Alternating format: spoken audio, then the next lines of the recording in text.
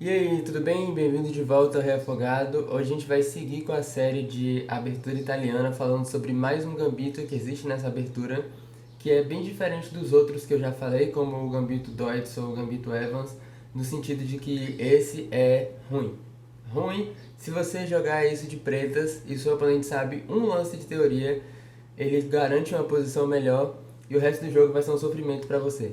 Mas, se seu oponente não sabe nada, talvez ele caia na uma armadilha que você tem. O motivo pelo qual eu falo que essa abertura é ruim é porque é só isso mesmo, só tem uma armadilha que o branco pode cair, e se ele não cai nessa armadilha, você chega numa posição pior, independente do que aconteça.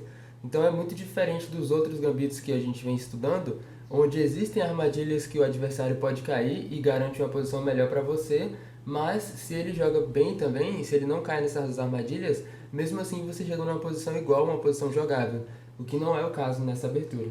Mas vamos ver do que eu estou falando. Então, começa do jogo italiano, E4, E5, cavalo F3, cavalo C6, bispo C4, e aqui o preto joga o lance extremamente estranho, cavalo para D4, tá? Vamos tentar entender esse lance. Pelo conhecimento que a gente tem de teoria de aberturas, é ruim, porque ele move a mesma peça de novo. Então o preto já gastou um tempo para desenvolver esse cavalo, e agora ele está movendo a peça de novo para D4. Ele poderia gastar esse tempo desenvolvendo uma outra peça que seria algo mais útil para fazer com esse movimento. Esse lance seta uma armadilha para o branco, que se a gente cair, aí o preto garante uma posição muito melhor, se não ganha tipo nos primeiros 15 movimentos. Que é a seguinte: o que o preto quer que você pense aqui é que esse lance de cavalo deixa esse peão indefeso. Essa é a armadilha. Então, se a gente inocentemente vai lá e captura esse peão, achando que está tudo bem, agora ele vai vir com esse lance dama para G5, que ataca o cavalo e ataca o peão em G2 ao mesmo tempo.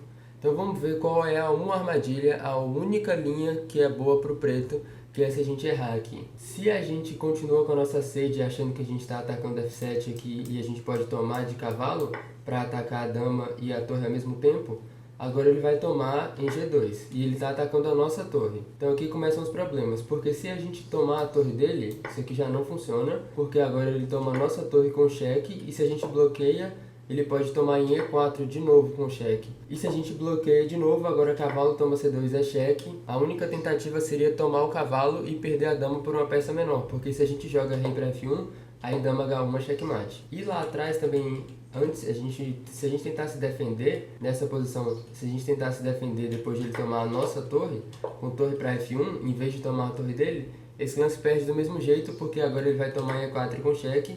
Se a gente bloquear de dama, aí ele vai tomar a dama com o cavalo, e se a gente bloquear de bispo, aí cavalo para F3 é checkmate, porque o bispo está cravado, não dá para tomar essa peça aqui. Então esse é um checkmate sufocado. Então é com isso que o preto está contando que você vai cair. Ele está contando com o fato de talvez o branco não saber a teoria, tomar o peão E5 e entrar nessas complicações, tá?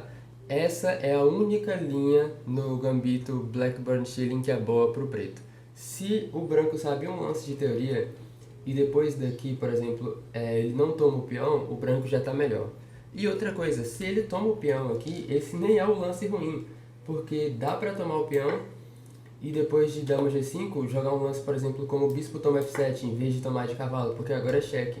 E aí se ele move o rei, a gente pode fazer o roque e sacrificar o cavalo, porque a nossa iniciativa vai ser tão grande aqui que compensa pela peça menor perdida. Por exemplo, aqui a gente poderia jogar C3 e ele tem duas opções. O preto já pode errar aqui agora se ele não sabe o que ele está fazendo. Se ele volta o cavalo para C6, por exemplo, agora D4 ataca a dama. Não dá para tomar o peão E4 porque torre E1 ia atacar a dama de novo, e se ele tirasse a dama do caminho, torre para F8 é checkmate.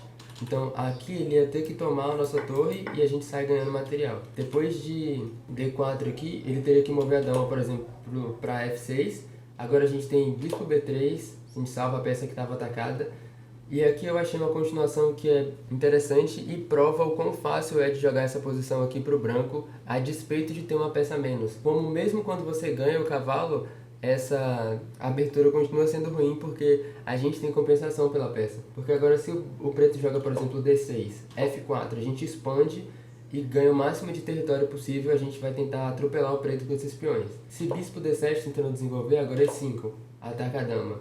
Dama para G6, E6, ataca o bispo. Se o bispo move, F6, ataca a dama de novo. Dama volta para F6, cavalo D2, desenvolvendo. Rei para C8, tentando fugir com o rei. Agora cavalo para C4, melhorando a peça. Só para provar o quão fácil é de errar, se ele joga B5, por exemplo, um lance natural para tentar expulsar o cavalo daqui. Essa posição já está perdida depois de cavalo para E3, cavalo de G para E7, A4 a gente oferece essa troca, porque se ele toma a gente captura de bispo. Agora a gente tem essa ameaça aqui de se a gente joga D5 e o cavalo move, o bispo atrás está em defesa, então esse cavalo está cravado. Aí agora ele teria que jogar D5 ele mesmo para tirar essa ideia da gente.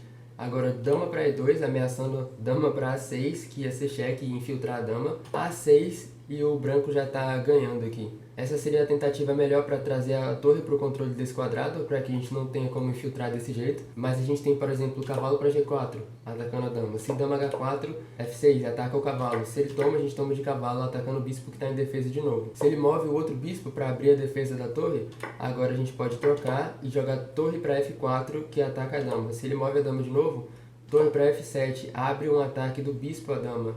Se ele move a dama de novo, tentando fugir, agora bispo toma C6, cavalo toma C6 e torre toma A6 para tentar de novo infiltrar a dama nesse quadrado. Aqui não dá para tomar a torre, porque se ele toma, a gente toma de volta com dama e é cheque e ataca o cavalo ao mesmo tempo. Aqui, por exemplo, se ele joga esse lance, a gente ia tomar, já toma ameaça de checkmate e esse checkmate é inevitável aqui. Então não dá para tomar a torre aqui, ele ia ter que voltar o cavalo para bloquear.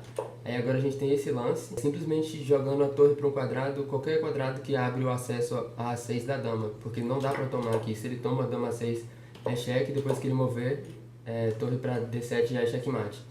Então isso prova o quão fácil é errar nessa posição aqui de pretas, mesmo depois de ter ganhado a peça, o gambito ter dado certo, né? Depois de C3 aqui, o preto não pode voltar o cavalo para C6. Ele precisa achar cavalo para E6, para que depois de D4 ele possa tomar em E4.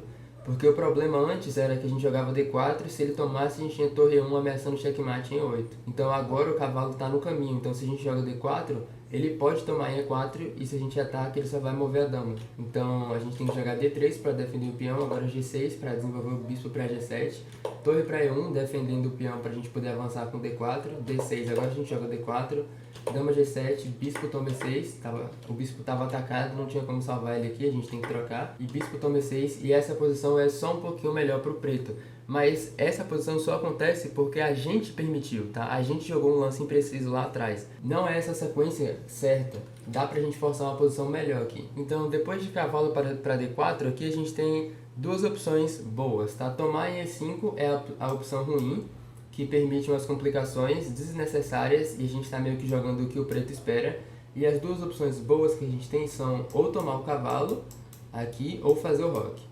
Tá? As duas são igualmente boas e as duas garantem uma posição satisfatória para o branco. E depois que a gente joga isso, o preto não tem nada. Acabaram as ameaças, acabaram as armadilhas. Não tem nada que ele possa fazer para tentar equalizar a posição. A gente vai estar melhor daqui até o final do jogo, a menos que a gente cometa um erro depois. Então é nesse sentido que eu falo que essa é uma abertura ruim, porque se nessa posição o branco toma em E5, tudo bem, talvez você tenha alguma chance de ele errar. Mas se ele toma o cavalo, por exemplo, acabou. Acabaram as suas ameaças, acabaram as suas armadilhas. Se ele faz o roque, por exemplo, também acabou. Você não ganhou nada da abertura. Pelo contrário, você está pior agora.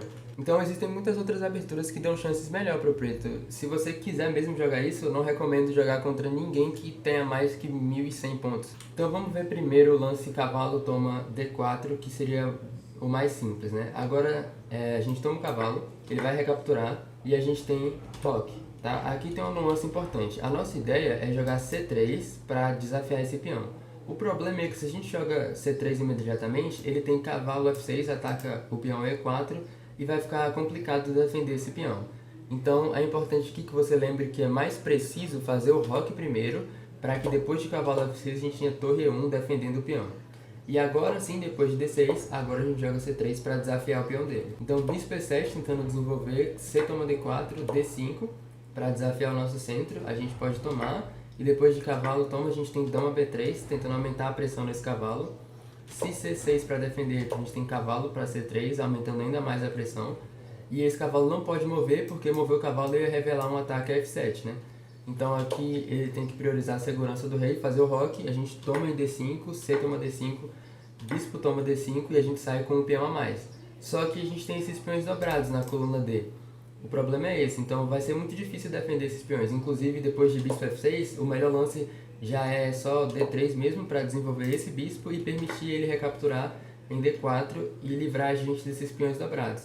Então você chega nessa posição, que é melhor para o branco. Essa é a posição que você pode esperar depois de cavalo toma D4. Lá atrás a gente chegou na posição onde a gente tem um peão a mais, tem um par de bispos, bastante atividade. A gente tem um peão passado no centro, né? Só que isolado. Então o que vai dizer se esse peão é uma fraqueza ou uma força vai ser se o seu adversário permite, se você é capaz ou não de avançar ele e criar ameaças de promoção. Se você consegue criar ameaças de promoção, aí esse peão vai ser bom.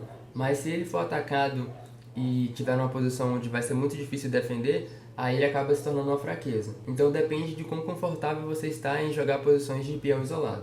Mas se você não quiser jogar essa posição, você ainda tem a outra opção lá atrás, em vez de tomar em D4 aqui, simplesmente jogar roque. E agora o preto não tem nada melhor a fazer do que ele tomar em F3, e a gente toma F3 e olha para essa posição. O preto gastou 1, 2, 3 tempos para trocar o cavalo dele que estava em B8 pelo nosso, e a gente recaptura com o tempo atacando F7 e ameaçando checkmate. Então agora a gente tem um bispo desenvolvido, uma dama desenvolvida, o nosso rei está em segurança, um peão no centro. 4 pontos de desenvolvimento e o preto tem um peão no centro e acabou. 4 contra 1. Essa é uma vantagem absurda de desenvolvimento. Então é lógico que o branco tem uma grande vantagem aqui. O melhor lance seria dama para F6 para oferecer essa troca. Aqui a gente não toma, porque se a gente toma, a gente está ajudando o preto a desenvolver. Depois de cavalo recaptura em F6, ele já recaptura desenvolvendo uma peça. Então a gente tem que achar o lance aqui que é o melhor, dama para C3. Tirando a nossa dama desse lugar onde ela poderia ser trocada e realocando ela na ala da dama. Porque agora, se ele joga, por exemplo, o lance mais comum aqui na base de dados de partidas normais no Lichess é bispo para C5, que é um erro engraçado, porque agora a gente toma F7 com cheque, depois que ele toma a gente ganha a peça. Então se o seu adversário joga bispo C5, que é o lance mais comum e é um erro, você sabe o que fazer. Mas digamos que ele joga um lance um pouco melhor, como D6 aqui. Agora a gente tem bispo para B5 cheque. Não dá para bloquear esse cheque, por exemplo, com bispo D7, porque C7 está no ar. Então a gente ia tomar em C7, e se ele argumenta que aqui ele ganha uma peça, depois de bispo toma B5, a gente tem dama toma B7, atacando o bispo e a torre ao mesmo tempo.